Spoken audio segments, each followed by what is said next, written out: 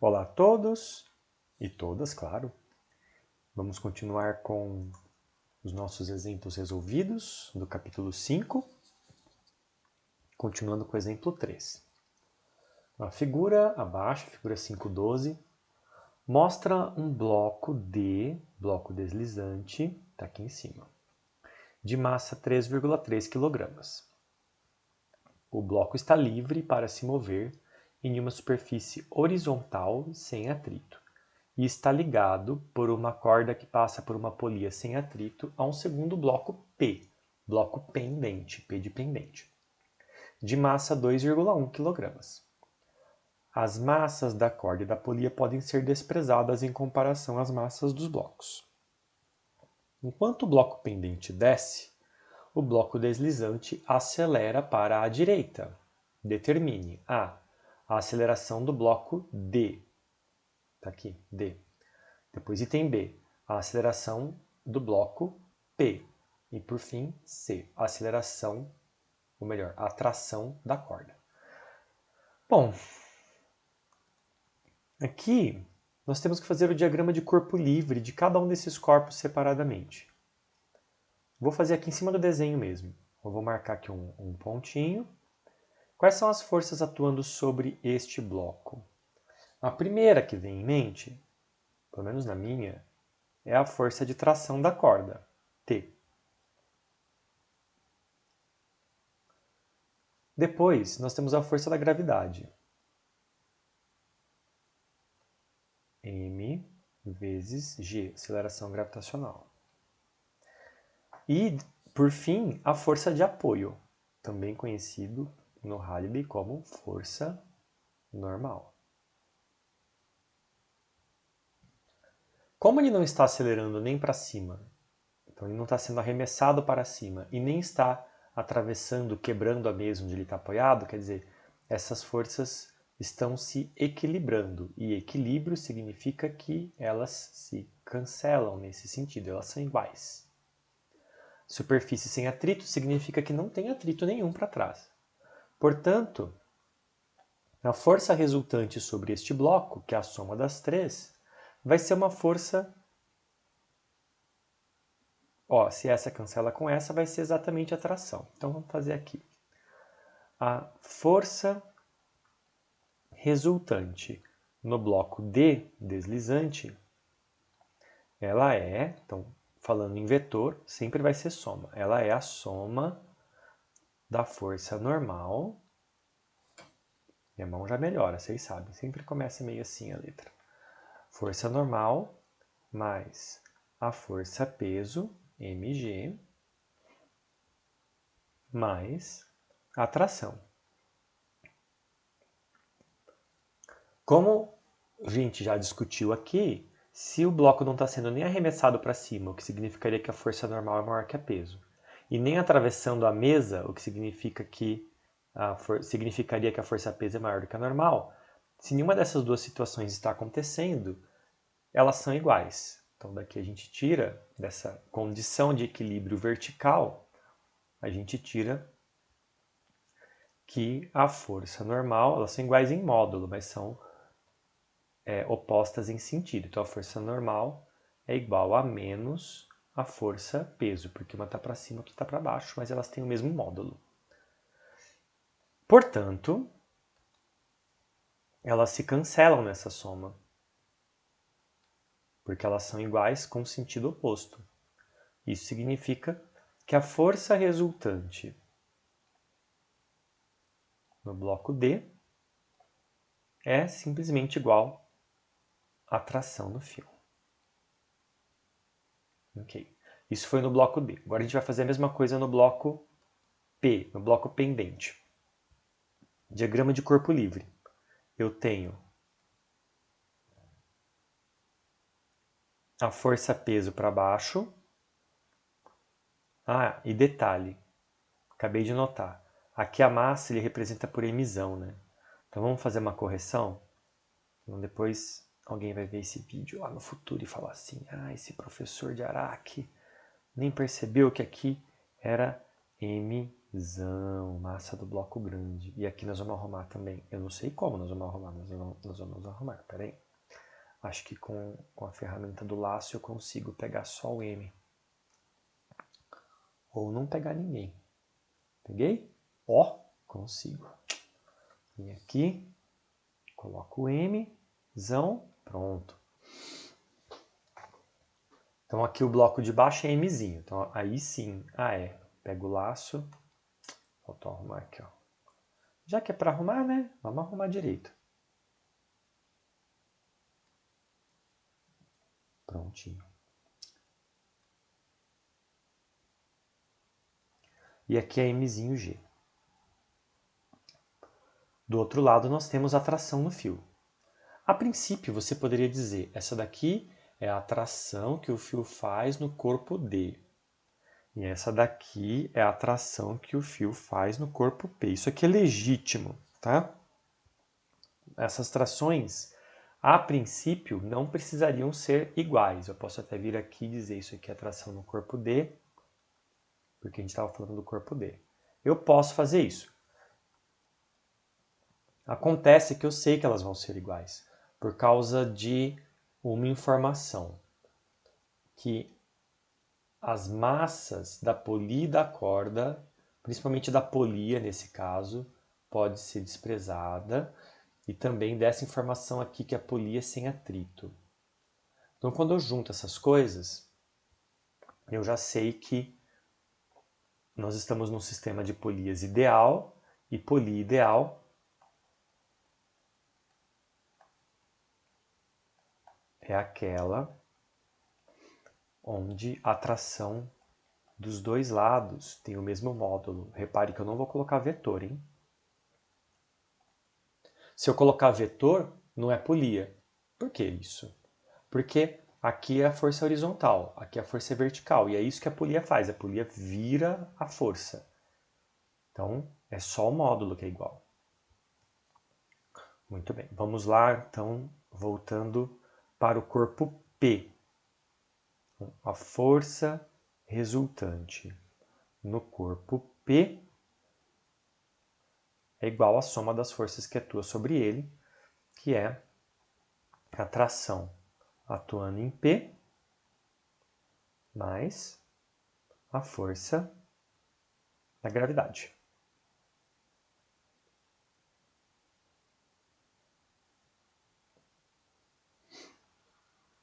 Ok.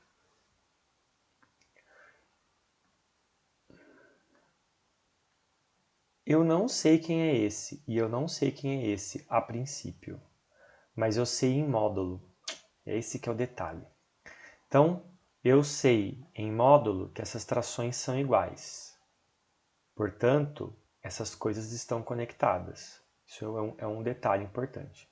O outro detalhe importante é o seguinte. Como o fio não estica, ele é um fio ideal, né? Não é um elástico, não é uma corda elástica.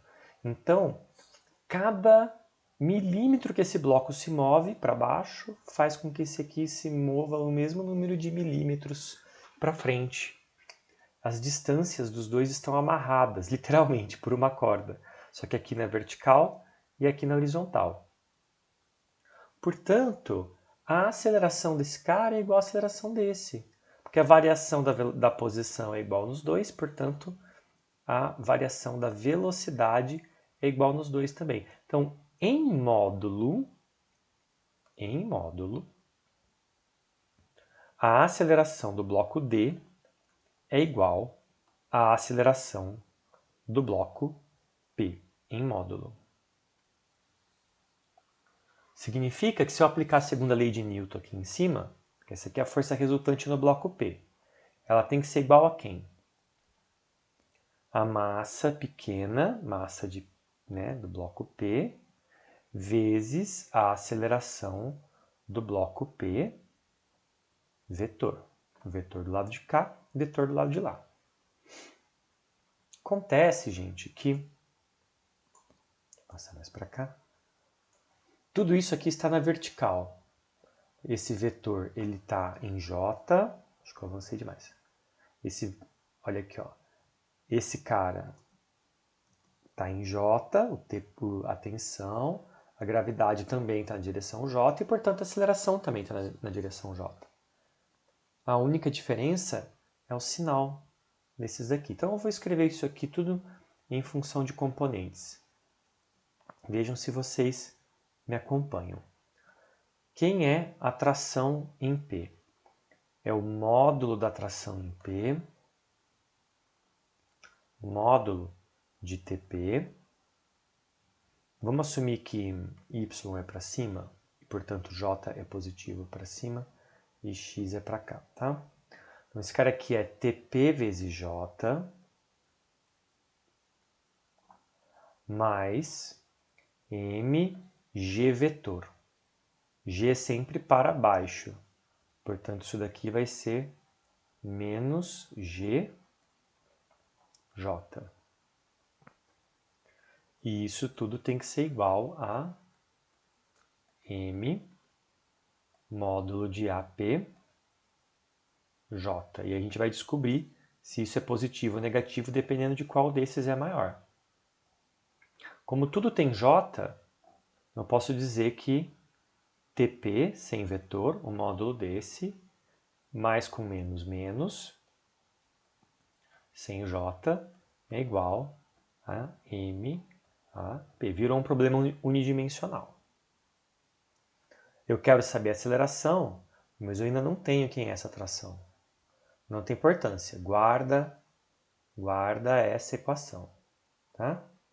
Agora nós vamos fazer a mesma coisa para o bloco D.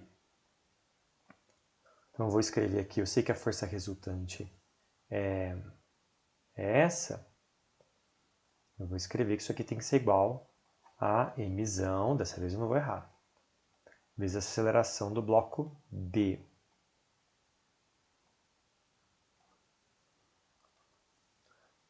Agora, tudo isso aqui na horizontal. Quem é a tração? Vamos olhar aqui. A gente só tem uma única força, ela é para a direita, na direção de x. Portanto, essa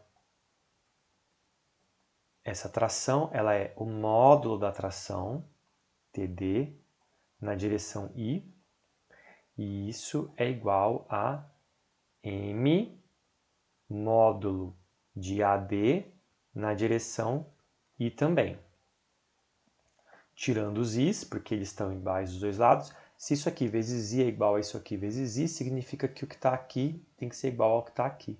Portanto, TD é igual a Mzão AD. Tá ótimo! Praticamente o problema está resolvido. Você já consegue enxergar por quê ou não? Vou pegar a nossa caneta do unicórnio aqui para você ver. Nós temos duas equações. Essa para o bloco D e essa para o bloco P. E essas equações, elas têm duas coisas em comum. A aceleração das duas parece diferente, mas não é. É a mesma. Tanto é que eu posso vir aqui e dizer que tanto faz se é a aceleração do bloco D ou do bloco P. Eu vou chamar só de A. E como a gente viu aqui no desenho, as duas trações também. Tanto faz qualquer qual. Eu posso chamar simplesmente de T, que até é o que eu tinha feito no começo. Então pega essas duas equações e escreve de novo aqui embaixo. Pega a primeira e aonde tem T, D, põe só T. Então, T igual a M. Aliás, eu vou fazer até assim. Deixa eu pensar aqui o que eu vou fazer. Eu vou fazer assim, ó. Eu vou pegar... Vou passar tudo para a esquerda, vocês já vão entender por quê. Então, onde tinha T virou TD, virou só T. E eu vou ficar com menos Mzão. Onde tinha AD, ficou só A. Isso aqui igual a zero. Agora pega essa outra equação aqui. Eu vou passar a aceleração para a esquerda e esse menos mg para a direita. Vocês já vão entender por quê. Então, onde tinha TP, ficou só T. Esse passou para a esquerda, ficou menos mzinho A. Porque onde era AP, é só A agora. É a mesma coisa. Para o outro lado, o menos virou mais. Mais mg. Perceberam o que formou aqui? Formou um sistema com duas equações e duas incógnitas. Eu não sei nem a tração e nem a aceleração. Quem vocês querem saber primeiro? Quer saber primeiro a aceleração? Acho que foi isso que ele perguntou, né? Tá aqui, ó, a aceleração do bloco D. É a mesma coisa. A aceleração é a mesma. Então eu vou isolar quem é A. Tem várias formas de fazer isso. Para você ter A como resposta final, a melhor coisa a ser feita é isolar T na equação de cima. Então, pega aqui. A gente vai isolar T nessa equação. Voltou naquela, né? Professor, por que você fez isso? É masoquismo. Não, eu tinha um motivo para isolar o sistema desse jeito. Que você pode resolver de outras formas. Mas eu vou pegar T primeiro aqui. Aliás, vou? Não, não vou. Vou mostrar para vocês um outro jeito de resolver. Voltando atrás. Olha só. Não tem T e T? Então a gente pode fazer o seguinte. Vamos subtrair uma equação da outra.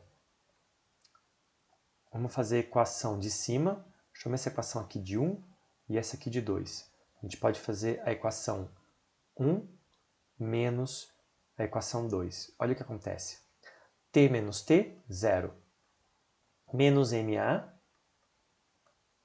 menos, porque eu estou fazendo a de cima menos a de baixo, então menos MA, menos a de baixo, menos Mzinho A.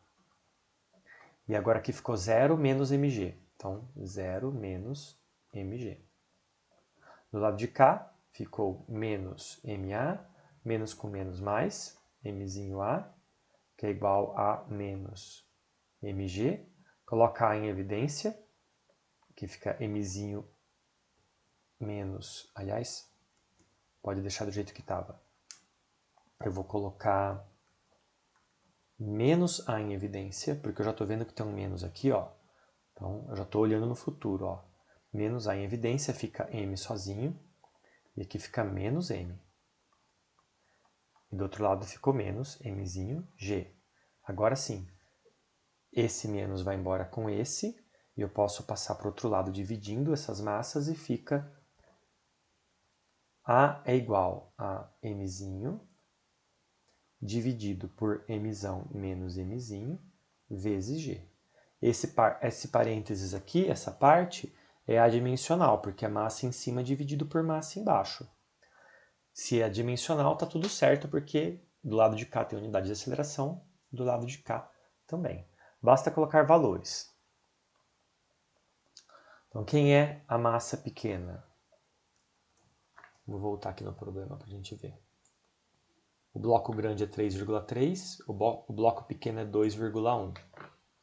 Então, 2,1 dividido por 3,3 menos 2,1, tudo isso vezes 9,8.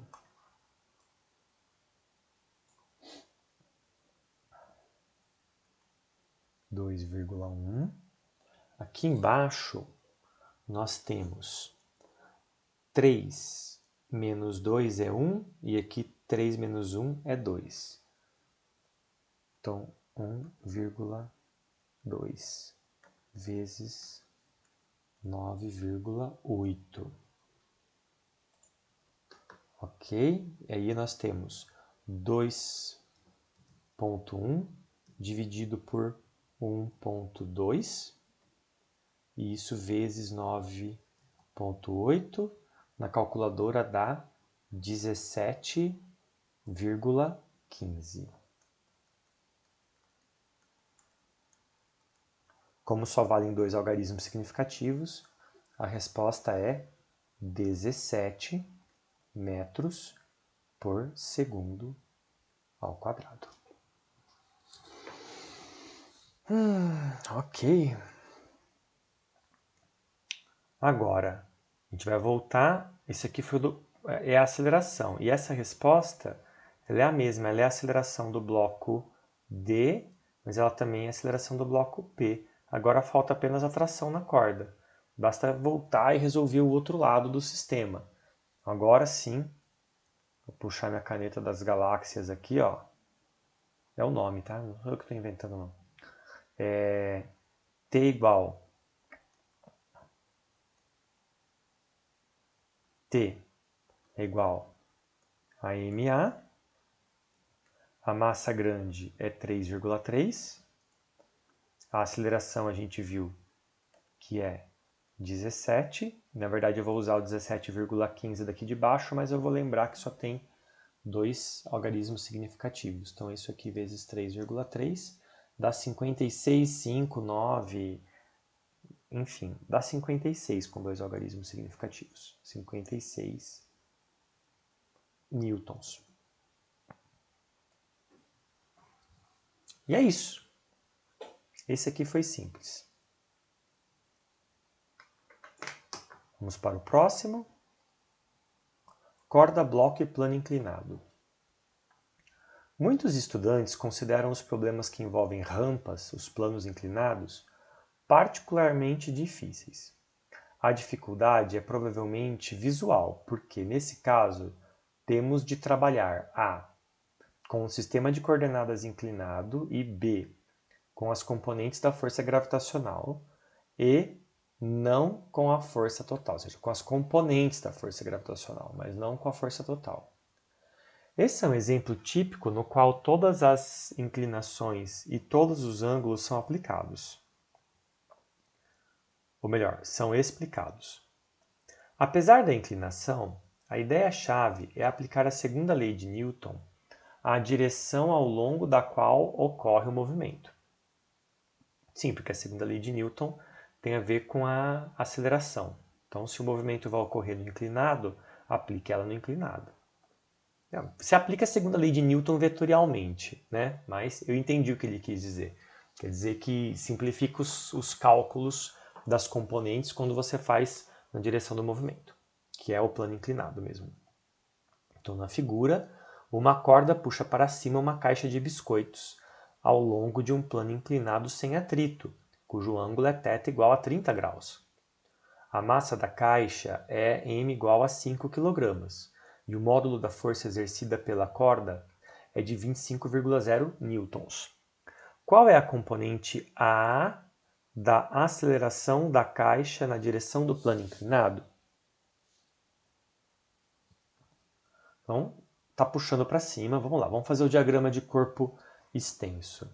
Mentira, diagrama de corpo livre. Olha eu já misturando a matéria do futuro. Vou marcar aqui o centro de massa. Eu tenho a tração da corda, puxando o corpo para cima. E eu tenho a gravidade, mg, puxando o corpo para baixo. E aí, você pode, não tem problema nenhum, você pode trabalhar com um sistema de coordenadas I e J do jeito que você sempre fez. Um para X, o outro para Y. Mas isso não é bom. A dica que ele deu é que você tem que tentar fazer essas coisas na direção do movimento. E o movimento vai acontecer no plano inclinado. Então, a melhor coisa que você pode fazer aqui é trabalhar não com esse I, com X e Y. Era isso que eu queria lembrar. Não com X e Y. Você ainda vai ter I e J. Mas a gente vai definir dois sistemas de eixos diferentes, dois eixos de um sistema diferente. A gente vai definir uma direção que eu vou chamar de paralela. Então, o símbolo de paralelo são duas barrinhas assim. Direção paralela à rampa e direção ortogonal à rampa. O símbolo de ortogonal é assim. Na verdade, está inclinado, tá? É assim, ó. Paralelo, são duas barrinhas inclinadas. Aqui, por causa do plano inclinado, elas ficaram quase verticais. E ortogonal é assim. E agora sim, esse cara aqui eu vou chamar de I. E esse aqui eu vou chamar de J. Isso significa que a gravidade, a aceleração gravitacional ou a força gravitacional não tem mais uma direção perfeitamente vertical feita só por um cara, um vetor J. Não tem mais nada a ver com isso.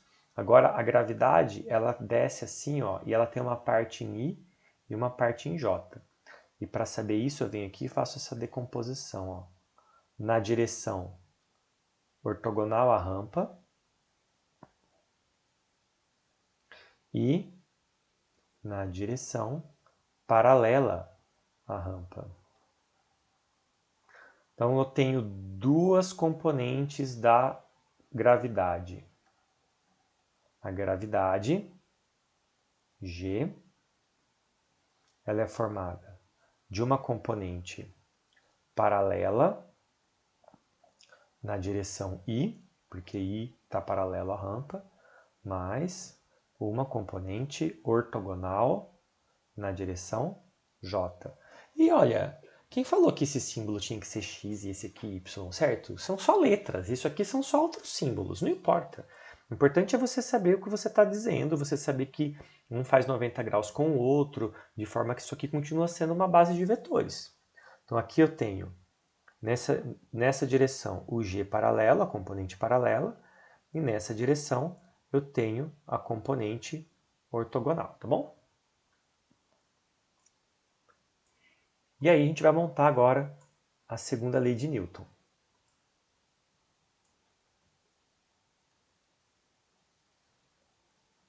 Aqui, por que é importante? Isso faltou. Por que é importante fazer essa... Eu fiz essa divisão toda e não falei por que isso aqui era importante. Não é só por causa do movimento. É por causa da força normal. Lembra, a força normal é uma força de apoio que sempre faz 90 graus com a superfície onde você está apoiado. Como o meu J é nessa direção, a força normal ela é totalmente na direção J. Olha que legal. Então eu não tenho a gravidade na direção J, mas pelo menos eu tenho a força normal na direção J. A única coisa que eu não tenho perfeitamente alinhado com os eixos é o peso. O resto tudo está alinhado.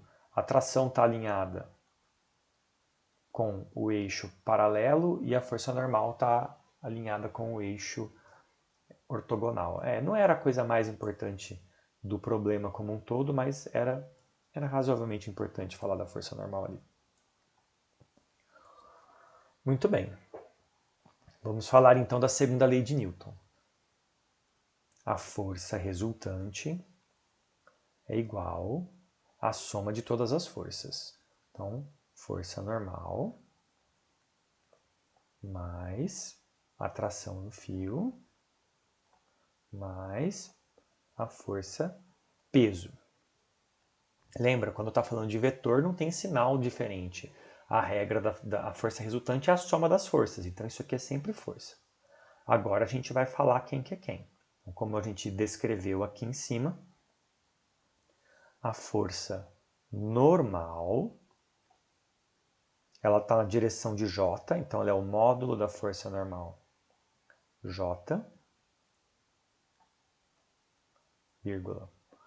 A aceleração da gravidade, então só G, tá? É a aceleração, isso aqui não é força. A aceleração da gravidade, ela tem duas componentes, componente paralela na direção I, mais a componente ortogonal na direção J. E a tração, ela é o módulo da tração na direção I. Vamos formar então a nossa força resultante aqui embaixo. Força resultante é igual à força normal, que é Fnj, mais a tração, que é Ti, mais a força peso, que é mg. Então é m, esse aqui é o mais, m que multiplica g. G paralelo, I, mais G ortogonal, J. Separa tudo, junta I com I, J com J, então eu vou colocar I em evidência. Quem tem I? O T. E aqui tem uma coisa que é mais fácil fazer assim. Quando eu construí essa força gravitacional, eu pus o I para cima. É importante prestar atenção que se eu quero que isso aqui seja positivo, eu preciso pôr o sinal para fora, porque a componente paralela é oposta ao I. Então, na hora de construir essa força, eu preciso pôr esse menos aqui, tá bom? E vai ficar, então, T menos mg paralelo. A gente já vai ver quem que é esse G paralelo, tá? Vocês já vão entender. Mais. Quem está em J? Põe J em evidência e fica força normal mais mg ortogonal. Legal. Agora, vamos entender o que está acontecendo. O corpo, ele não está nem atravessando, quebrando a rampa na direção ortogonal, afundando na rampa, e nem sendo subitamente ejetado para cima nessa direção. Isso significa que esta componente está se anulando com essa, não tem aceleração, nem para lá nem para cá. Ou seja, a força normal em módulo... agora que você... vocês nem me falaram nada, tá vendo? Como que vocês não falam para mim no passado aqui, antes de vocês assistirem que eu estou fazendo caca? Ó, esse menos aqui, esse mais, aliás, deveria ser um menos, que a gente definiu J para cima. Tudo é menos. Assim como a gravidade, quando a gente faz ela para baixo, ela vai contrária ao J, essa daqui ela vai contrária ao I e contrária ao J. Vou pôr em vermelho para ficar bem claro depois onde eu mudei, tá? Não. Ao invés de apagar. Aqui. Esse sinal aqui também é de menos. E vai fazer sentido. Ó. Porque não existe aceleração na vertical. Então, tudo isso aqui que acompanha o J é igual a zero. Essas componentes são iguais. Só me importa esse lado aqui. E aí, a hora que eu vou... Se isso aqui é a força resultante, a hora que eu vou igualar isso daqui com... fazer a segunda lei de Newton, igualar isso daqui com massa vezes a aceleração, olha o que acontece. Massa vezes aceleração é igual a I T menos mg. G paralelo. Componente paralela, tá? G paralela. Vetor de um lado, vetor do outro, tá tudo certo. Mas agora eu não preciso mais do vetor, porque isso aqui só tem I de um lado e só tem I do outro. Então eu posso escrever esse cara aqui como sendo MA na direção I. E aí, se esse daqui multiplica I e esse daqui multiplica I, portanto, o que está do lado de cá, MA, agora sem vetor, tem que ser igual ao que está do lado de cá, T menos MG paralelo. Só faltou o quê? Só faltou entender quem que é esse G paralelo. Qual que é a pergunta dele mesmo? Item A. Então, qual que é? Qual é a componente da aceleração na direção do plano inclinado? É essa. Porque eu já fiz I ser na direção do plano inclinado. Então, essa que é a resposta. Eu quero A. Passo o M para o outro lado dividindo, ficou T sobre M, menos M dividido por M dá 1, menos G paralelo. E como eu disse, agora faltou saber quem que é o G paralelo. Volta para o desenho aqui que você vai entender. Se G está sempre apontando para baixo, porque a gente está sobre a superfície da Terra, e eu fiz a decomposição dessa forma, ó, aqui é o plano inclinado, eu fiz a decomposição dizendo que aqui eu tinha a componente paralela e aqui eu tinha a componente ortogonal. Componente ortogonal eu não vou precisar nesse problema pelo jeito. Aqui eu tenho o ângulo de inclinação, θ. Esse ângulo de inclinação ele é igual a este ângulo aqui. Se você tem dúvida, imagina que aqui eu tenho uma dobradiça de porta, que em vez do plano inclinado é como se fosse uma porta. Conforme eu vou abaixo fechando a porta e esse ângulo vai indo a zero, a gravidade é sempre para baixo, como se fosse um fio com uma pedra amarrada, ele é sempre para baixo. Conforme eu vou abaixando essa porta e a gravidade é sempre para baixo, qual desses dois lados, qual desses dois ângulos que desaparece? Esse ou esse? Conforme esse ângulo vai a zero, quem vai a zero? Este ângulo ou esse? Esse aqui, né? Vou mostrar para vocês. Se eu desenhar a minha porta fictícia aqui, ó, já quase fechando, e fizer o peso, olha o que aconteceu. Esse ângulo pequenininho aqui é esse aqui, enquanto que esse aqui lá de cá ficou ainda maior. Isso mostra que este ângulo é igual a esse. Quando esse aqui vai para zero, esse aqui vai para zero também. Portanto, G ortogonal é quem está com o ângulo, enquanto G paralelo é quem está sem o ângulo. Significa que, se aqui eu tenho T sobre M do lado de cá, aí eu tenho menos G seno de θ do lado de lá. E agora eu tenho tudo. Eu tenho o ângulo, eu tenho a gravidade, eu tenho a massa, eu tenho a tração. É só substituir valores, tá?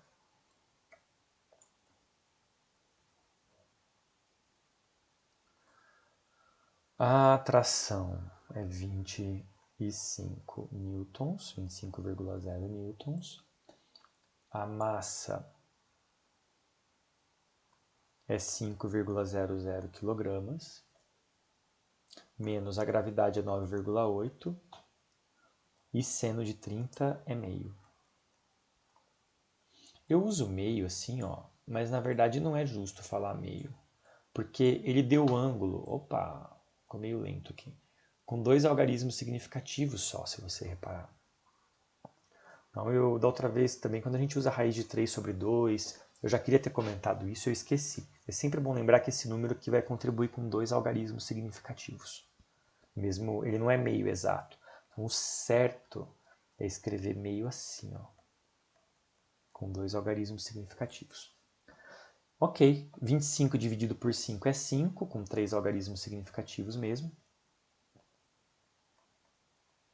E aqui 9,8 vezes meio é 9,8 dividido por 2, que é 9 é 4,5, 4,9. 4,9. Esse cara só tem uma casa decimal, esse cara tem duas, então você tem 5 e você está subtraindo 4,9. O resultado vai ser 0,1, com um único algarismo significativo. Metros por segundo ao quadrado. Bem, por quê? Com único algarismo. Porque aqui eu tenho duas casas depois da vírgula, aqui eu só tenho uma, na subtração ganha quem tem menos, é 0,1 e não 0,10 para aqui, tá? Muito bem. Espero que esteja certo, eu não estou olhando na resposta. Exemplo 5. Se não tiver certo, eu tenho certeza que vocês vão me falar depois. Exemplo 5. Então, este exemplo envolve a interpretação de um gráfico. Ufa, ainda bem que ele avisou. A figura 5.16a, essa aqui, mostra um arranjo no qual duas forças são aplicadas a um bloco de 4 kg em um piso sem atrito. Mas apenas a força F1 está indicada. Então tem um bloco, tem duas forças agindo sobre ele, mas apenas uma força F1 está sendo indicada aqui e ela faz um ângulo θ com o eixo x. A força F1 tem módulo fixo, mas o ângulo θ com o semi-eixo x positivo pode variar. Então, ela tem um módulo fixo, mas esse ângulo pode variar, é isso que ele está falando. Como se fosse uma cordinha que eu posso puxar mais para cima ou mais na horizontal. A força F2 é horizontal e tem módulo constante. Ela só não está desenhada aqui, mas essa força F2 que não está representada tem módulo constante e é horizontal. A figura 5.16b, que é essa daqui do lado, mostra a aceleração horizontal AX do bloco em função de θ no intervalo de 0 a 90 graus. Então é um gráfico, tá? Onde eu tenho a aceleração na direção x do bloco, tá aqui, AX, em função do ângulo que eu estou puxando a cordinha. Então, vamos entender o que está acontecendo, né? Ele pergunta qual é o valor de AX para θ igual a 180 graus. Ou seja, se eu pegar a corda e puxar inteiro para cá, 180 graus. Se eu pegar F1 e virar ela inteira para cá, qual vai ser a aceleração? Bom, primeira coisa, qual é a aceleração quando θ é igual a zero? Está aqui na horizontal, θ é igual a zero. Quando θ é igual a zero, a força é perfeitamente horizontal e a aceleração é 3 metros por segundo ao quadrado. Então eu não sei onde está F2. Eu sei que a F2 é horizontal, mas ela pode ser horizontal para cá. Vamos fazer um desenho. F2, que é a força desconhecida, ela pode estar ocorrendo para cá, F2, ou para lá. Não é as duas coisas. É uma ou outra. Uma ou outra. Aí, então eu tenho essa informação, eu não sei qual que é. Conforme eu vou levantando a cordinha, o bloco tem diferentes acelerações. Quando eu puxo, quando a cordinha fica com 90 graus para cima, o bloco ainda acelera na direção x. Olha que curioso. O bloco ainda acelera. E não só essa aceleração é positiva, como assim, ela não é zero. Desculpa, não só ela não é zero, como ela é positiva. E está falando aqui, ó, quando o F1 é perfeitamente vertical, então se eu pegar aqui e fizer um desenho, se F1 for girando e ficar perfeitamente vertical, com θ vindo até aqui em cima e formando 90 graus, o bloco continua acelerando para a direita, com aceleração de 0,50. O que isso me diz? Que ainda sobrou uma força na horizontal. Eu sei disso. F2 é a única força que sobrou na horizontal, porque eu anulei F1. F1 está perfeitamente vertical. Então nenhuma parte dessa aceleração horizontal está vindo mais de F1, somente de F2. E mais do que isso, se é positivo, quer dizer que é para a direita, para a mesma direção que x. Ou seja, não é esse caso aqui, é esse. Então vamos lá. Eu sei então que F2 vetor, ela é o módulo de F2 na direção I, positivo. O que mais que eu sei? Eu sei que se θ é igual a 90 graus, a força resultante, que é feita de força-peso, ela é feita de força, enfim, força-peso, força de apoio, F1, ela é feita de um monte de coisa na vertical, mas ela é feita somente de uma coisa na horizontal. Então, a força resultante, ela tem sempre duas componentes. Ela tem força resultante em x, I, mais a força resultante em y, j. E nós aprendemos lá atrás, na segunda lei,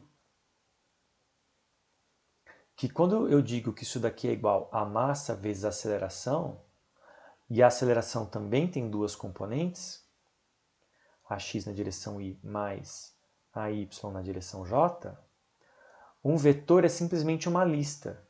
Isso aqui está me dizendo que este é igual a esse e este é igual a esse.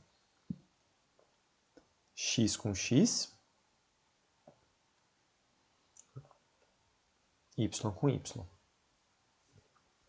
Portanto, eu não sei muito sobre Y. E não me interessa saber, porque eu só quero saber X. Em X,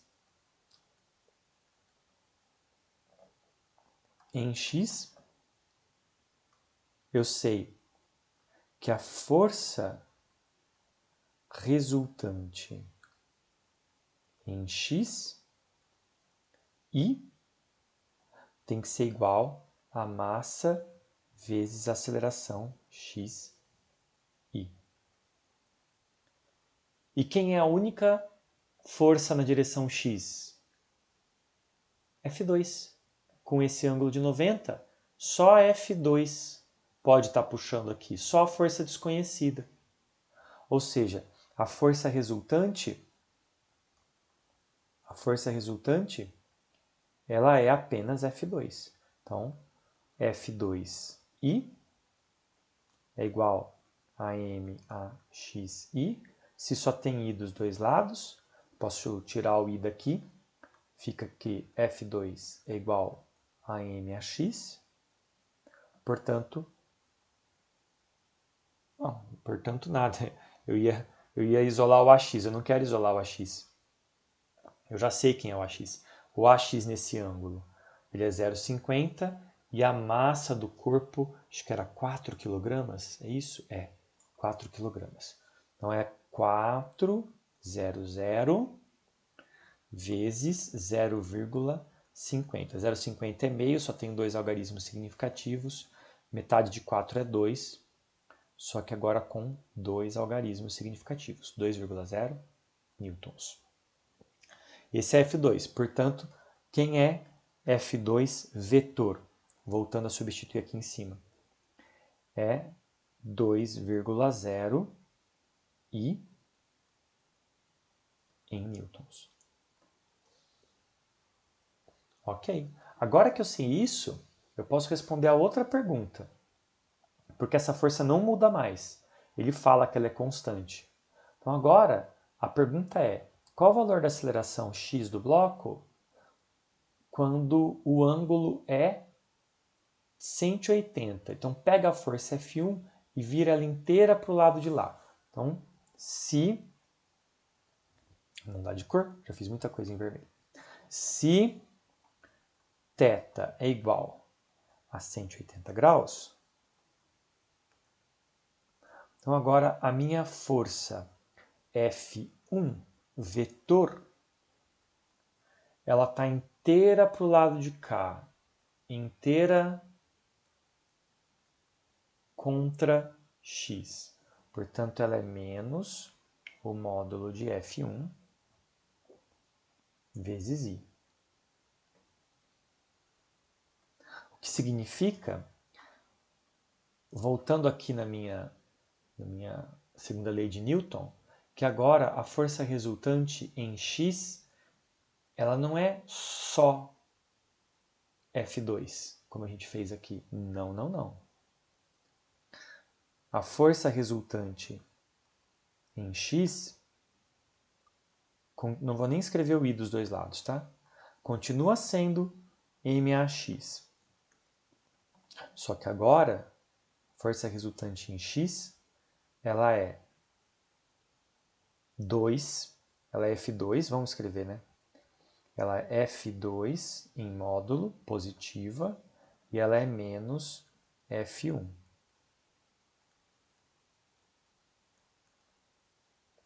Portanto, AX é igual a F2 menos F1 sobre M. Quem é F1, só para lembrar?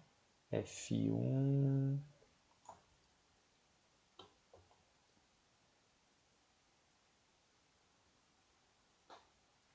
Ah, ele não fala quem é F1. Ah, ele não fala quem é F1. Eu achando que o problema já ia estar resolvido. Tan, tan, tan. Temos um mistério. Quem é F1? Claro, né? Ele não deu essa informação aqui do gráfico à toa. Ó. Ele não deu essa informação aqui à toa, de cima. O que acontece quando θ é igual a zero? Antes de ir para o 180, nós tínhamos que ter resolvido também se θ é igual a 0 graus.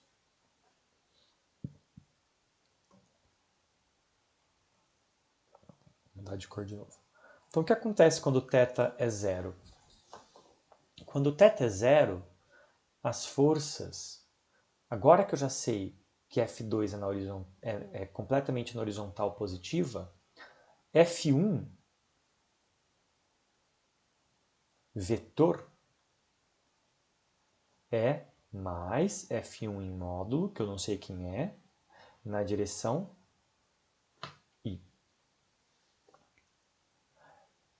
Pela segunda lei, então vindo dessa linha aqui, ó, na mesma direção para cá, pela segunda lei, a força resultante em x é igual a massa vezes a aceleração em x.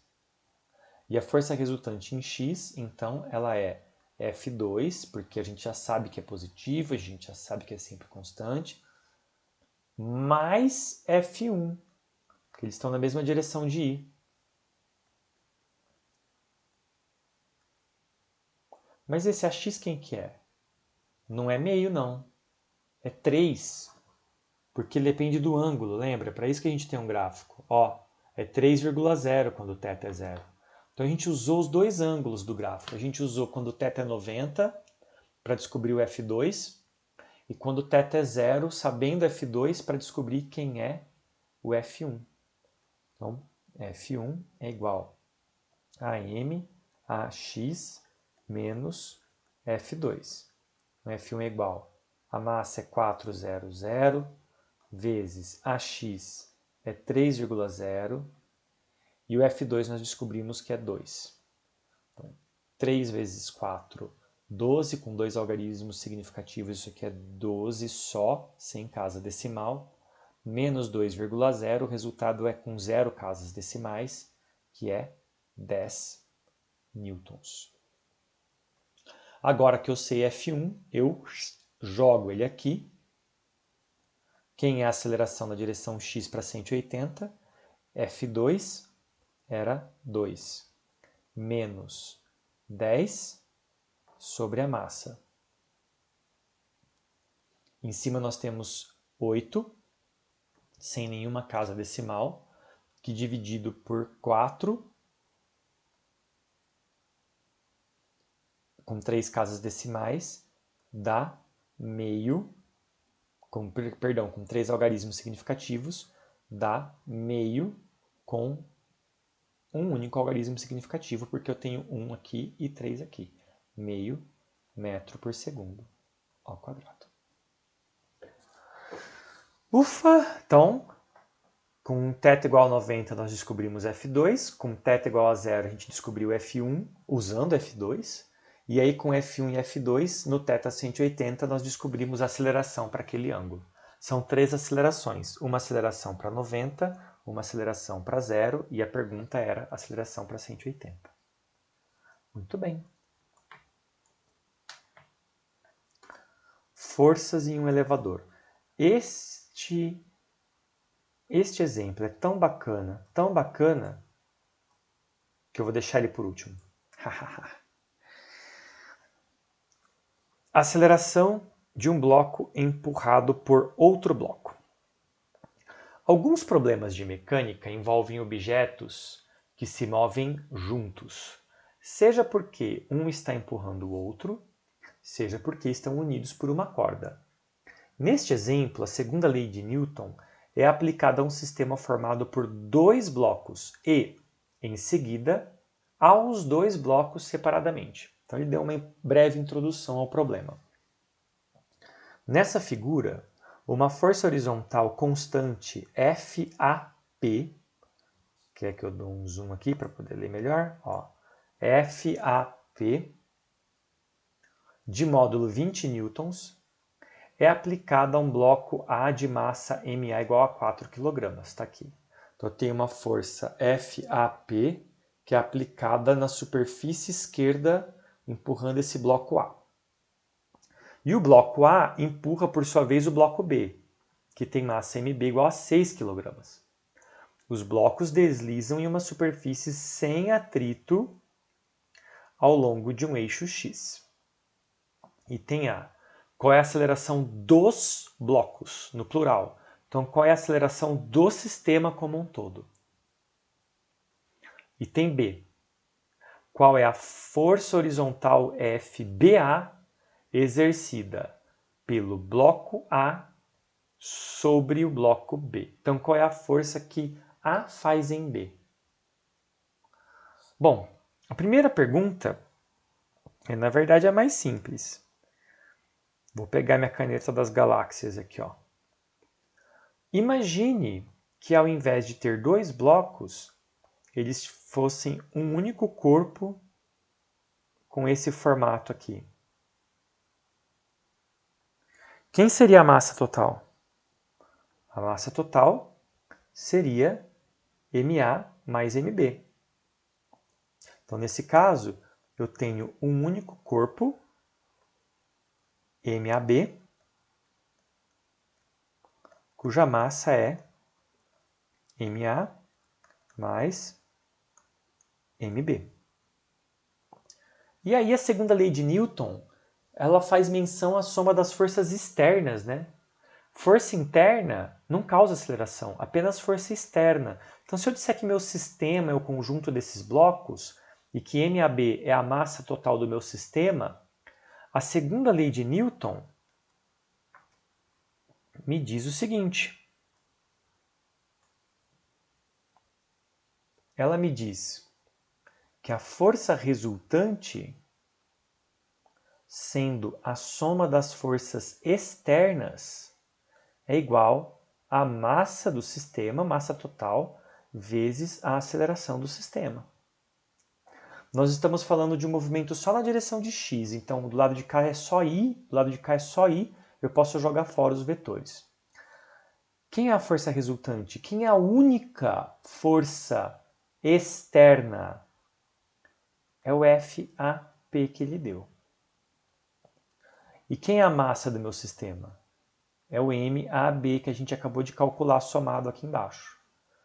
E a aceleração é que eu quero saber. Portanto, a aceleração é igual à força AP dividido pelas massas MA mais MB, que é a massa total. FAP é 20 newtons. A massa A é 4,0 kg, enquanto que a massa B é 6,0 kg. Embaixo, essa soma dá 10,0, conserva a casa decimal, que é a mesma. Ficou com 3 algarismos embaixo, 2 em cima. 20 dividido por 10 é 2,0. Qual é a unidade mesmo? Metros por segundo ao quadrado. Tadã! Respondemos o item A. Agora o item B. Qual é a força horizontal FAB exercida pelo bloco A sobre o bloco B? Agora, eu vou olhar só para o bloco B. Vou até desenhar ele de novo aqui, ó. Ele é azul. Vamos fazer ele de azul. Pensa no bloco B. O bloco B, no começo, eu incluí ele no sistema AB. Falei, meu sistema é tudo. Se o meu sistema é feito dos dois blocos juntos, então a única força externa é essa. Mas e se eu disser agora que meu sistema é só o bloco B? Lembra, o sistema é uma questão de contexto. Eu escolho.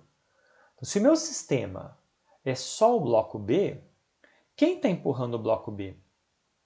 no bloco A. Ou seja, quem está empurrando o bloco B é a força que A faz em B. Ou seja, essa FBA, que é justamente o que é perguntado. E do ponto de vista do bloco B sozinho, essa força é uma força externa. Portanto, pela segunda lei, a força resultante no bloco B é igual à massa de B vezes a aceleração de B. De novo, tudo isso está no eixo Y só, então eu posso jogar fora o vetor, né? Porque módulo vai ter que ser igual a módulo mesmo. Então, a força resultante em B é igual à massa de B vezes a aceleração de B. Acontece, gente, esse aqui é quem eu quero saber. Ó, esse aqui é quem eu quero saber, porque a força resultante é a única força externa, FBA. Mas como eu estava dizendo, a gente não sabe ainda a aceleração. Mas acontece que esses blocos estão sendo empurrados juntos. Se eles estão sendo empurrados juntos, então a aceleração do bloco B é igual à aceleração do bloco A, que é igual à aceleração do sistema como um todo. É a mesma. Então eu posso vir e substituir isso aqui. E aí, a força que B faz em A é igual à massa de B vezes aquela aceleração total do sistema. E a massa do bloco B é a massa maior, de 6 kg. Vezes a aceleração, que é 2,0. 2 vezes 6, 12, com dois algarismos significativos. 12 newtons. Se você quiser agora escrever em vetor, vamos trocar pela caneta do unicórnio, já que eu já usei a caneta das galáxias. FBA em forma de vetor é igual a 12 na direção Y newtons. Muito bem. Último. Finalmente, o problema do elevador. Um problema que eu venho citando já há algum tempo, desde lá do Clube do Livro, desde que eu comecei a ler esse capítulo, porque ele tem a ver com um comentário que eu fiz lá atrás no Clube do Livro, quando discutindo a segunda lei de Newton. Quando o Halliday define referencial inercial, ele diz que referencial inercial é aquele onde as leis de Newton são válidas. É verdade, mas não quer dizer que no referencial não inercial elas deixam de valer, eu tenho que rasgar o livro e jogar fora. Não é isso que ele quer dizer. O que ele quer dizer é que no referencial inercial, não inercial, que é um referencial acelerado, vai ser o caso do elevador, para poder explicar tudo o que está acontecendo, eu preciso saber a aceleração. O Einstein aqui do problema, ele tem que saber qual é a aceleração dele. Se ele souber, ele consegue dar conta de explicar tudo que ele está vendo aqui dentro com a lei de Newton, com as leis de Newton. Então vamos ver o problema. Suponha que você se pesasse, ou seja, vai medir a sua massa, a sua força-peso, em um elevador em movimento. Então, os outros passageiros certamente iriam ficar assustados. Haha, piadinha de vovô isso aqui. Você pesaria mais, menos ou a mesma coisa que em um elevador parado? Bom, depende da situação, né? Depende se o elevador vai estar em movimento para cima, para baixo, se o movimento é com velocidade constante ou não. Então vamos ver. Um passageiro de massa 72,2 kg está de pé em uma balança de banheiro. Balança de banheiro é o termo, né? Aquela balancinha digital que você leva para qualquer lugar. No interior de um elevador. Estamos interessados na leitura da balança quando o elevador está parado e quando está se movendo para cima e para baixo. Item A. Escreva uma equação que expresse a leitura da balança em função da aceleração vertical do elevador. Então, é isso que nós vamos fazer para o item A. Mas item B. Qual é a leitura da balança se o elevador está parado ou está se movendo para cima com velocidade constante? Ok. Vamos responder a B logo de cara? Se ele está se movendo para cima com velocidade constante, se a velocidade é constante, o sistema é inercial. Se o sistema é inercial, eu não sei. Lembra? No sistema inercial não faz diferença se eu estou me movendo ou não. Tudo que acontece quando está parado tem que acontecer quando está se movendo, porque eu, sozinho, não devo ser capaz de determinar que eu estou me movendo. Isso é a primeira lei de Newton. Primeira lei de Newton bem usada. Ou seja, se a velocidade é constante, a leitura da balança tem que ser a mesma de quando está parado. Ou seja, tem que ser 72,2 kg, igual quando está parado. A B está resolvida. Considero a B resolvida. C. Qual é a leitura da balança se o elevador está sofrendo uma aceleração para cima de 3,20 metros por segundo ao quadrado? Qual é a leitura se o elevador sofre uma aceleração para baixo com o mesmo valor? Então, de fato, essa aqui nós vamos fazer conta baseada na resposta do item A. O A ele quer que você faça tudo literal e depois aqui no C você vai colocar valor. D. Durante a aceleração para cima do item C, qual é o módulo de F-res? Está escrito RES pequenininho aqui, F-res, da força resultante a que está submetido o passageiro. E qual é o módulo da aceleração APEL, a aceleração do passageiro no referencial do elevador? Então, a equação F resultante, então é a força resultante do passageiro, é igual a massa vezes a aceleração do passageiro no referencial do elevador? Essa é a grande pergunta. Ok? Muito bem, vamos para o nosso item A. Então vamos fazer um diagrama bem rapidinho aqui, para simplificar um pouco. Aliás, eu acho que eu consigo, talvez eu consiga desenhar aqui em cima, fica melhor. O que nós temos? Vou colocar aqui uma bolinha no umbigo do Einstein aqui. Nós temos a força-peso, que aliás ele está indicando aqui, mg, essa força é igual sempre. Mas se ele está em pé aqui em cima, quem está sustentando ele? O chão, ou melhor, a plataforma da balança. Então você tem a força normal, estou só replicando o que está acontecendo aqui. Você tem a força normal. Ignora a balança por um breve momento. Né? O que está acontecendo?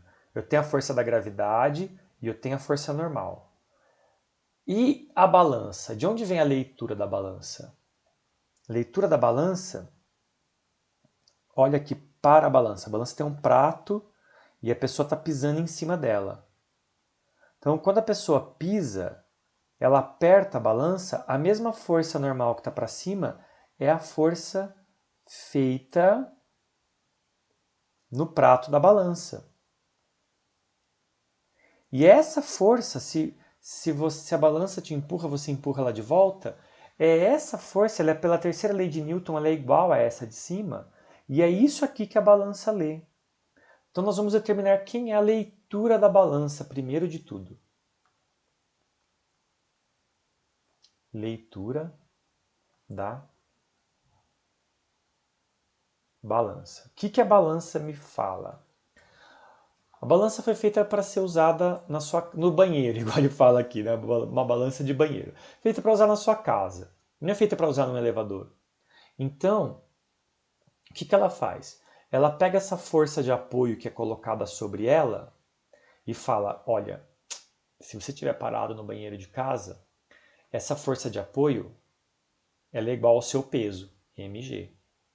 Então, se eu quero saber a sua massa, eu vou pegar essa força de apoio, que deveria ser igual a mg, vou colocar aqui uma aspas, no banheiro de casa ela deveria ser igual a mg, e eu vou te dar como leitura, portanto, passa o g dividindo.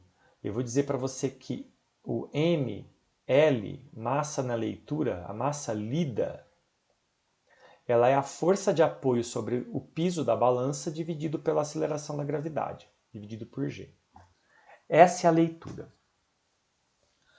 Agora, dependendo da força de apoio, a leitura muda. Claro, coloca uma coisa mais leve, a força de apoio é menor. Coloca uma coisa mais pesada, a força de apoio é maior. No banheiro da sua casa isso funciona. Mas e no elevador? No elevador o que está acontecendo é o seguinte. Pega o diagrama de corpo livre do passageiro e vamos tentar montar a segunda lei de Newton para ele. Então, força resultante no passageiro é igual a massa vezes a aceleração do passageiro. Bom?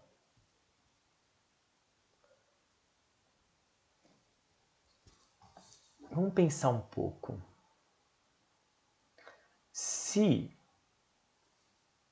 a força resultante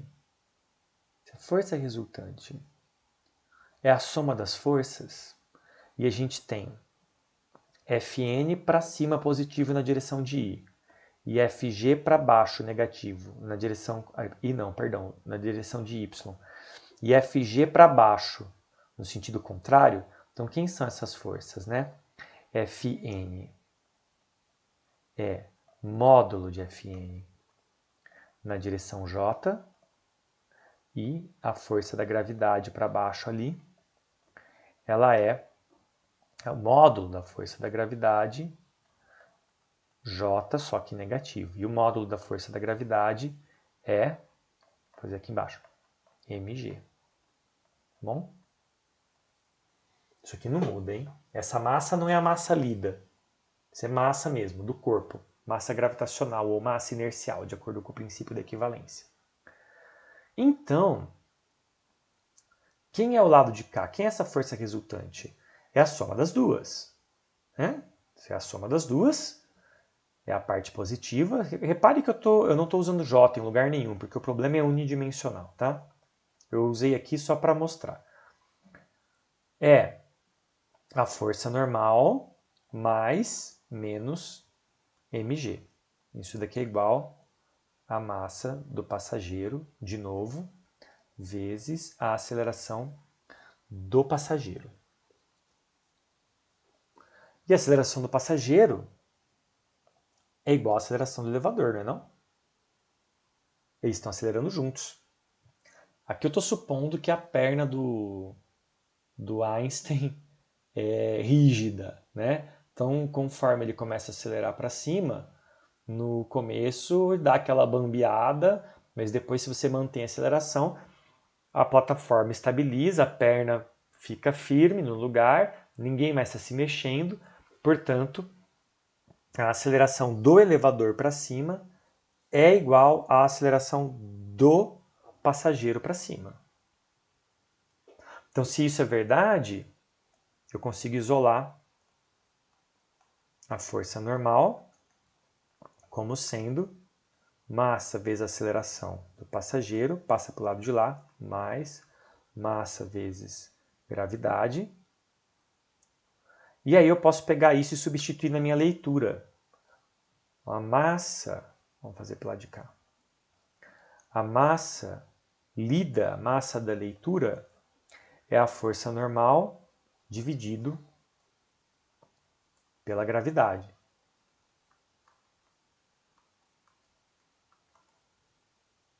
Portanto, ela é massa vezes aceleração do elevador. Aliás, aqui eu posso pôr em evidência, né? É massa que multiplica a aceleração do passageiro mais a gravidade dividida pela gravidade. Quer organizar isso aqui um pouco melhor? Dá para dizer que a massa da leitura é igual à massa mesmo dele. Algo não me cheira bem aqui. A razão dessas acelerações aqui... Ah, não, tá certo, tem a ver com o sinal. A razão dessas acelerações aqui é AP sobre G, e G dividido por G é 1. Pronto. Eu falei que algo não me cheirava bem porque eu não estava vendo opção para isso aqui ser negativo, para essa subtração ser menor ou maior. Mas, na verdade, tem a ver com o fato de que esse cara aqui, ele é mais ou menos, dependendo se nós estamos para cima. Fez falta não ter colocado J, né?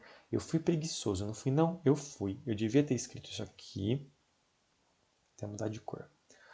Eu devia ter escrito isso daqui e aí ter dito que a força resultante do lado de cá, ela podia ser mais ou menos o módulo da força resultante no passageiro, que é igual não, J, que é igual a massa vezes a aceleração do passageiro, J.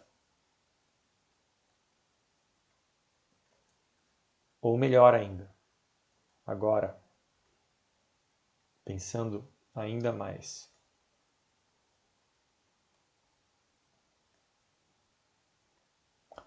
o mais ou menos fica do lado de cá. Que é a aceleração que eu não sei para onde é. Né? Não sei se essa aceleração é para cima ou para baixo. O que quer que seja, a força resultante vai acompanhar. E aí, por causa disso, eu deveria ter um mais ou menos aqui, que veio para cá,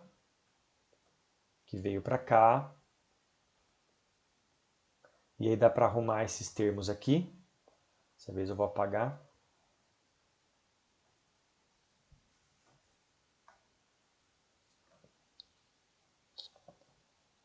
G dividido por G é 1, mais ou menos a aceleração do passageiro sobre G. Então, mais significa para cima, na direção de J, e menos significa para baixo, no sentido oposto de J. Okay? E aqui você pode confirmar uma coisa. Isso aqui é a resposta do item A, tá bom? Está respondido. Vamos confirmar que a nossa resposta do item B estava correta? No item B pergunta quem é a aceleração, quem é a massa, a leitura, quando a aceleração é zero, a velocidade é constante. Se você substituir zero aqui, esse cara dá zero, isso aqui fica 1, massa vezes 1 é massa, portanto, a massa lida é igual à massa dele parado, que é o 72,2 kg.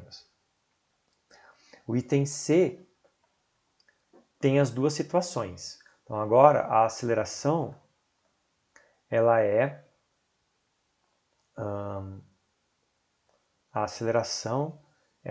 ele disse que era 3,20, né? 3,20 metros por segundo ao quadrado. Então quem é a massa?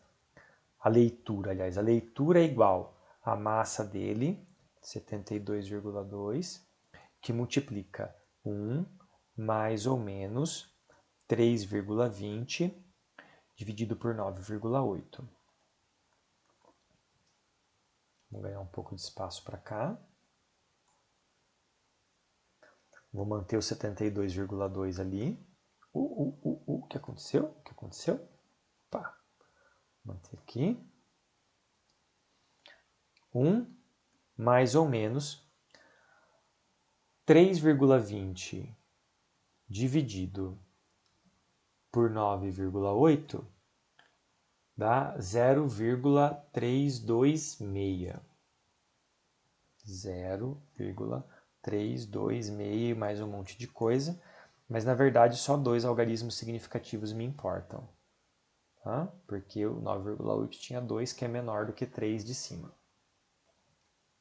Sendo assim, eu vou fazer duas possibilidades aqui, com mais e com menos.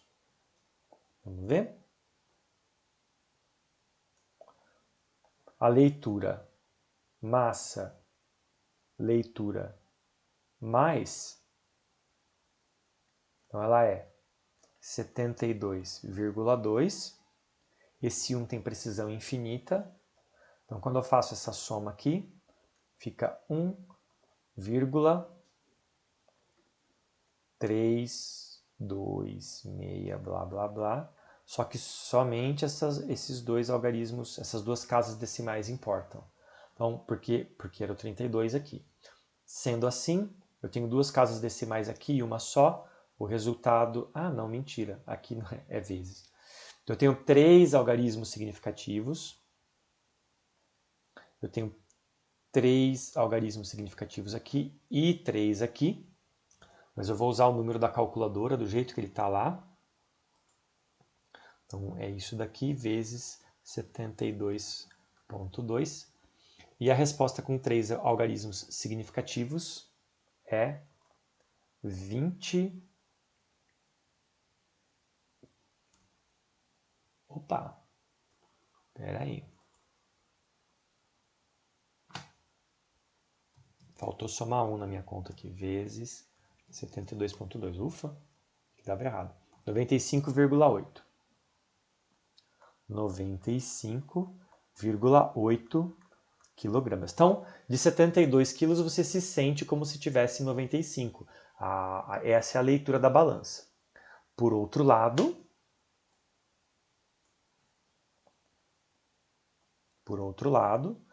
a leitura da massa menos é 72,2, que multiplica 1 menos isso. Vou voltar lá na minha calculadora. 1 menos. E aí eu vou fazer... Então, 1 menos dá 0,673. Isso aqui dá 0,673 e continua.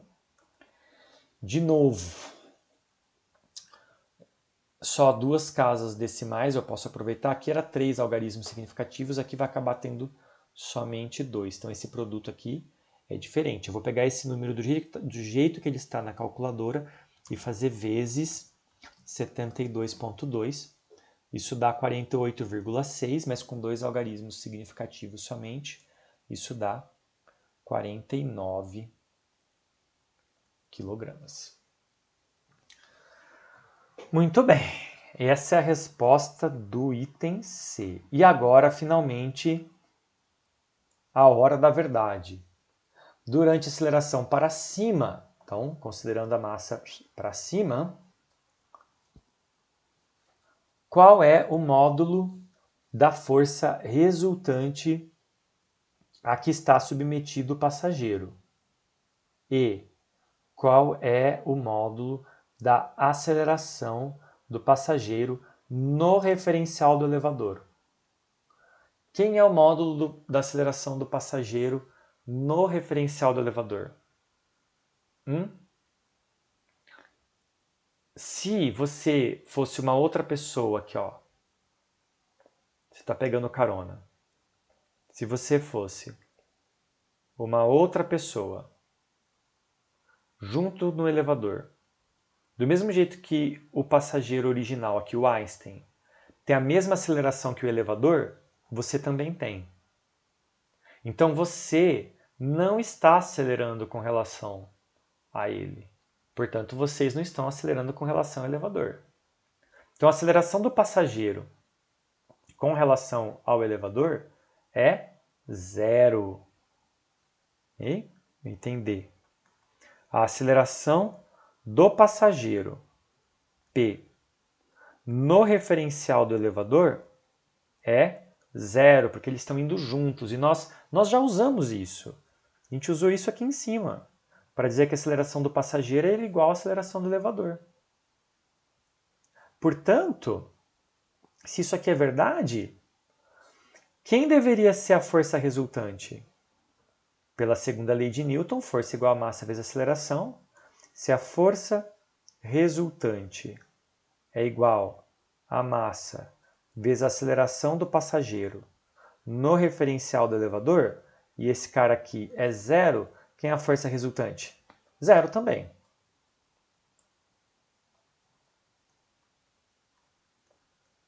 A força resultante é zero também. Mas isso é verdade? Isso é verdade? Vamos pensar um pouco. Se isso aqui fosse verdade, então aqui em cima a força normal, ou até, vamos olhar no desenho que eu acho melhor. A força normal seria igual à força peso. E quando a força normal é igual à força peso, a leitura está aqui. A leitura é igual à massa original. Mas a leitura é igual à massa original? Não. Então essa é a contradição. E é por isso que as pessoas falam que a segunda lei de Newton não vale. Porque se eu não estou acelerando, aparentemente, se eu não estou acelerando com relação ao elevador, então eu não deveria ter resultante. Todas as forças deveriam cancelar. E a massa dele deveria ser igual a quando ele está fora. E ele ia ficar com um grande ponto de interrogação mesmo na cabeça. Porque se eu sei a minha massa fora do elevador, e aí eu entro no elevador, e de repente a minha massa muda, e eu só tenho a segunda lei de Newton, eu ia falar, o que está acontecendo? Por isso que o Halliday diz, a segunda lei de Newton não vale dentro. De fato, ela não vale. Ela não vale se você ignorar o fato de que a aceleração é algo que você consegue perceber sozinho. Você consegue saber que você está sendo acelerado. Não é algo que eu... Estou desenhando uma lâmpada aqui. Não é algo que você consegue esconder de mim. Não é igual à velocidade. A velocidade eu só consigo... A velocidade eu nunca consigo determinar sozinha. Porque a velocidade é relativa. Ela não é uma propriedade do objeto. Mas a aceleração é. Eu consigo saber que tem um agente externo me acelerando. E eu falei lá no Clube do Livro que eu ia dizer como saber isso, e a resposta de como saber que eu estou sendo acelerado é você só precisa de uma corda e uma batata. A resposta é um batatômetro.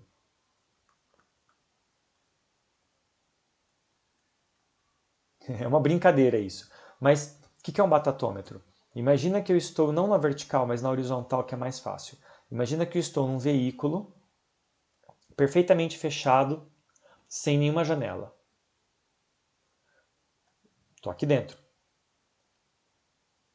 Eu não consigo saber se eu estou me movendo ou não. Porque movimento não é uma propriedade minha, movimento é uma propriedade relativa. Eu preciso de outro para dizer se eu estou me movendo ou não. E se eu não consigo olhar lá fora, então eu não consigo saber, eu não consigo ter nenhuma informação do mundo exterior para saber se eu estou me movendo com relação a outro observador. Mas se eu quiser saber se eu estou sendo acelerado para algum lado, é fácil.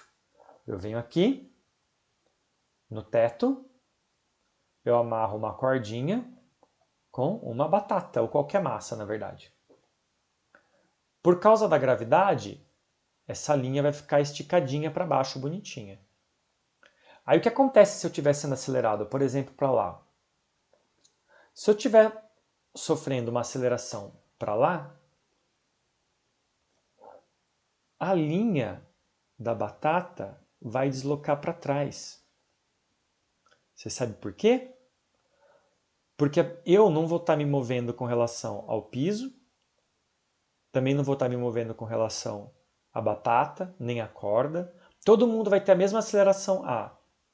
Então, pela lógica do enunciado do Halliday para a primeira lei, o referencial inercial é aquele onde a segunda lei de Newton vale. Como isso aqui não é inercial porque ele está acelerado, a segunda lei de Newton não deveria valer. E a gente acabou de ver por quê. Porque se eu não tenho aceleração nenhuma aqui dentro, né? Se eu não tenho aceleração nenhuma, então eu não devia ter nenhuma força, né? Enfim, vocês estão entendendo. Só que a batata, do batatômetro, me conta que eu sei que o chão é para baixo. Eu sei, redundante, né? Eu sei que a gravidade é para baixo na direção do chão. Então, se a batata está deslocada para trás desse jeito, significa o seguinte, que eu tenho mg para baixo, eu tenho tração para cá, e aí se eu fizer a decomposição da tração,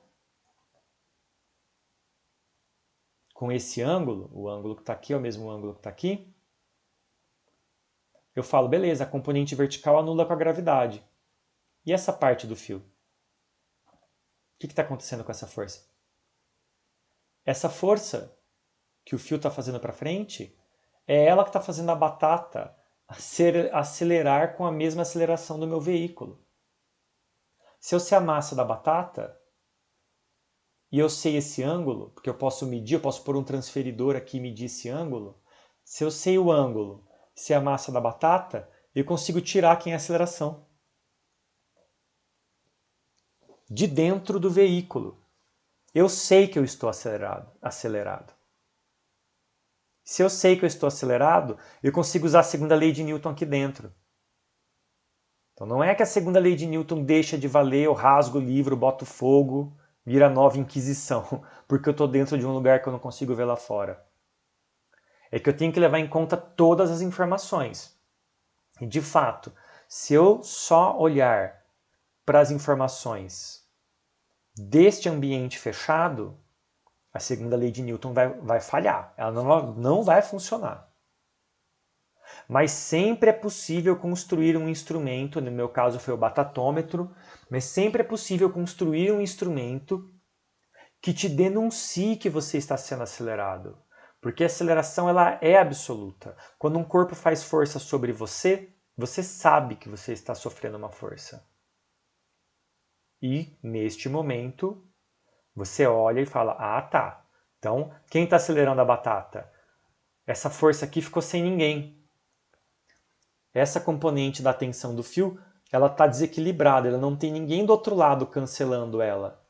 Não tem ninguém aqui cancelando ela para a batata ficar estática. Então eu sei que a batata está sendo acelerada. E se a batata está sendo acelerada e eu não vejo ela se mover, eu também estou. E aí eu resolvo a segunda lei de Newton com essa informação externa. Tá bom? É isso. Concluímos esse capítulo.